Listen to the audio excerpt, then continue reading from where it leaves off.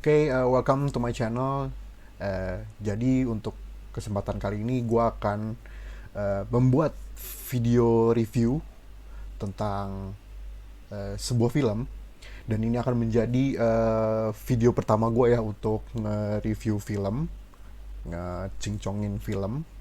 Dan video pertama gue kali ini akan ngebahas tentang film yang berjudul Doctor Strange in the Multiverse of Madness. Nah, seperti yang kalian tahu ya, jadi film ini adalah garapan dari Marvel Cinematic Universe, yang lagi hype banget gitu. Jadi lagi viral banget, dan semua fans around the world, nggak dari cuman Indonesia doang, yang udah banyak banget yang nunggu film ini tayang gitu di bioskop. Dan gue hari ini baru aja selesai nonton di bioskop terdekat gue, dan gue akan di sini akan memberikan full opinion. Jadi untuk disclaimer, boleh setuju boleh tidak. Ini akan berdasarkan penilaian pribadi gue sendiri, dan ya spoiler free. Jadi untuk kalian yang belum nonton, tenang aja. Jadi gue nggak akan ngebahas secara detail alur cerita ataupun apa yang terjadi di film ini. Jadi murni tentang perspektif gue kalau film ini bagus menurut gue atau tidak. Jadi singkat cerita, ini adalah lanjutan dari Spider-Man No Way Home, dimana di sini Stephen Strange atau yang kita kenal dengan Doctor Strange itu dihadapi masalah baru, yaitu terbukanya dunia multiverse, dimana universe lain itu terbuka, dan terjadi banyak kekacauan dari peristiwa tersebut. Mungkin seperti yang teman-teman tahu, ini adalah film yang digarap oleh Sam Raimi, di mana beliau yang menyutradarai Spider-Man 1, 2, dan 3 yang udah lama banget, yang sekitar 15 tahun yang lalu. Itu di trilogi yang pertama, yang Spider-Man 1, 2, dan 3, itu dimana yang pemerannya itu masih Tobey Maguire. Jadi kalau teman-teman nonton film Spider-Man 1, 2, 3 dan ngecocokin dengan Doctor Strange in the Multiverse of Madness ini, itu akan terasa mirip sekali gitu, untuk feel-nya dan juga pengambilan gambarnya, dan juga teknik-teknik film dimana dia menceritakan untuk alur ceritanya itu terasa mirip sekali gitu. Jadi kayak di zoom in ke mukanya gitu untuk reactionnya, dan juga musik-musiknya, latar belakangnya itu terasa mirip banget ya. Jadi pas pertama kali gue nonton film ini, itu gue langsung nggak, wah gila nih, ini film Spider-Man 3 banget gitu loh. Jadi buat kalian yang suka dengan film Spider-Man 3 mungkin akan enjoy juga dengan sinematografi yang disajikan oleh Sam Raimi ini gitu. Dan untuk alur ceritanya sendiri, karena memang dari durasi filmnya yang hanya 2 jam, itu gue ngerasa gak banyak basa-basi gitu loh. Jadi kayak gak banyak build up, gak banyak latar belakang. Jadi mungkin karena Sam Raimi itu ngerasa kayak ya semua orang udah tahu Doctor Strange itu awalnya gimana gitu.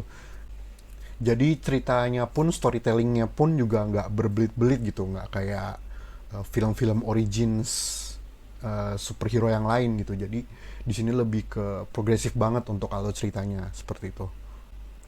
Jadi karena video review kali ini spoiler free, jadi gue nggak akan banyak cerita tentang alur ceritanya seperti apa atau konfliknya seperti apa. Tapi yang bisa gue acungi jempol untuk film ini adalah Elizabeth Olsen.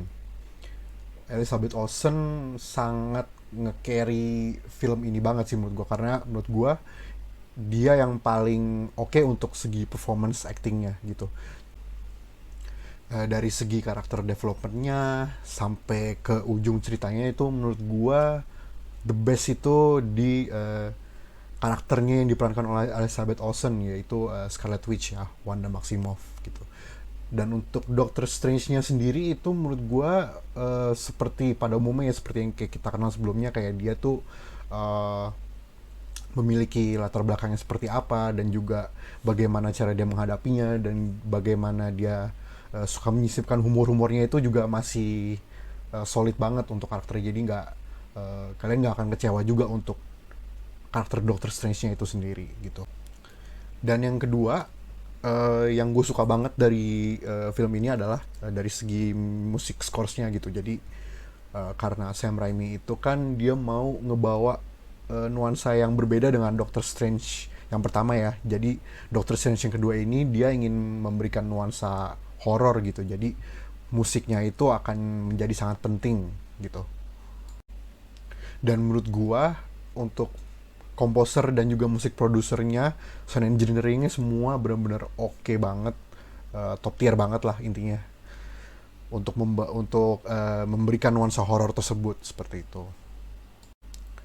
Dari segi visual effect, dari segi CGI dan yang lain-lain udah nggak usah diragukan lagi ya. Kita tahu reputasi dari MCU gitu, dari Marvel Cinematic Universe. Kalau memang mereka ini adalah salah satu yang terbaik lah di Hollywood. Jadi udah keren banget lah pokoknya dari semua dari segi visualnya itu udah benar-benar oke banget lah. Jadi kayak seperti yang kita tahu ya, kalau Doctor Strange itu kan kayak baik banget visual effect dari sihirnya, dari magicnya, dan juga dari jurus-jurusnya, skill-skillnya gitu-gitu. Itu udah mantep banget lah intinya gitu. Dan mungkin ada beberapa yang gua nggak suka gitu dari film ini adalah mungkin gua agak nggak serak sama aktor dari America Chavez. Itu salah satu karakter baru di MCU ini, dan menurut gua penampilan aktor ini itu kurang, apa ya, kayak kurang ngegigit gitu, kayak kurang greget gitu. Jadi gue nggak ngerasain kayak dia itu takut atau dia itu panik atau gimana. Jadi kurang bisa ngebawain karakternya. Ini pendapat pribadi gue ya. Dan juga mungkin untuk beberapa orang yang jarang gitu ngeliat karya-karya dari Sam Raimi, gaya storytellingnya itu agak sedikit cynical gitu. Jadi kayak bisa dibilang dari segi kasarnya kayak sinetron RCTI atau Indosiar lah gitu. Jadi kayak banyak karakter yang di zoom in, zoom out gitu untuk setiap reaksinya. Dan menurut gue ini nggak masalah sih. Jadi tapi untuk beberapa orang yang nggak terbiasa mungkin akan terganggu atau bothered dengan pengambilan shot seperti ini gitu. Dan juga mungkin ada beberapa hal yang gue nggak suka, itu adalah bermunculan karakter-karakter baru. Gue nggak akan sebut siapa. Itu kurang digunakan dengan baik gitu. Jadi kayak ada karakter baru terus dan ya udah gitu aja gitu, nggak terlalu berdampak yang besar untuk film ataupun di film-film MCU kedepannya gitu. Dan gue harap opini gue yang kali ini salah. Jadi kayak kita akan ngelihat karakter-karakter ini di film-film MCU ke depannya gitu. Semoga ya. Jadi kalau menurut pendapat gue pribadi, apakah sudah sesuai ekspektasi? Menurut gue udah. Tapi mungkin karena gue ini terlalu berekspektasi tinggi kali ya dengan kehadiran multiverse di dunia Marvel itu. Jadi kayak gue mengharapkan sesuatu yang sangat wow.